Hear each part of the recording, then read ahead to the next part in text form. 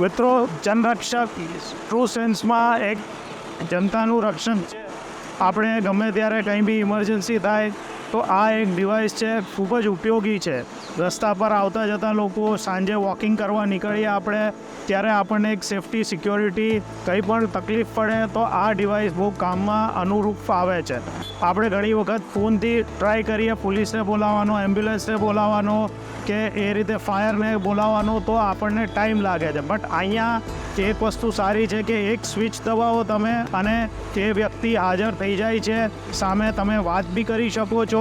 અને આના ઘણા સારા એવા બીજા ફીચર્સ છે કે જેમ કે ફર્સ્ટ એડ કિટ બોક્સ છે કે જેની અંદર કંઈ બી માઇનર પ્રોબ્લેમ હોય તમે તો એ તમને ફર્સ્ટ એડ પ્રોટેક્શન આપે છે. બેક સાઈડમાં ફાયર લાગી હોય તો એક નાનું સિલિન્ડર છે જેનાથી તમે એ આગ બુઝાવી શકો છો.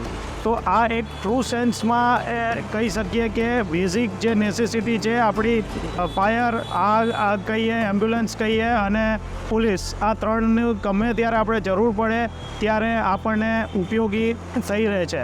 આપણે એક ટ્રાયલ ડેમો જસ્ટ અત્યારે કરીએ છીએ. I am trying to call police, I am in a trouble. આ પોલીસને હું બોલાવવા માગું છું. મારી પાસે હું ફોન કરું, અનલોક કરું એ ટાઈમ નથી, એટલે હું તરત જ એક આ સ્વિચ દબાવીશ, right, and there is a police. Hello સાહેબ, હું અત્યારે કમાટી વાઘ પાસેથી જનરક્ષકમાંથી વાત કરું છું. આપ શું મારી વાત સાંભળી શકો છો? પોલીસ સ્ટેશનથી વાત કરું છો આપ સાહેબ?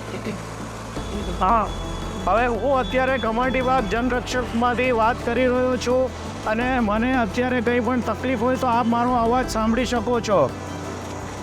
હાજી સાહેબ, એટલે આ એક જસ્ટ ડેમો પર્પઝ માટે અમે એક તમને કોલ કરેલો. આ મિત્રો કે આ પોલીસ અત્યારે આપણને આપણા રક્ષક માટે છે અને જવાબ આપી રહ્યા છે. આજે મને પ્રોબ્લેમ છે, હું આવ્યો, એમને મેં કીધું મારો પ્રોબ્લેમ છે અને તરત જ અત્યારે એમના કંટ્રોલ રૂમમાંથી એ એક્ટિવ થઈ ગયા છે અને એ અત્યારે મને જોઈ શકે છે, મારો અવાજ સાંભળી શકે છે.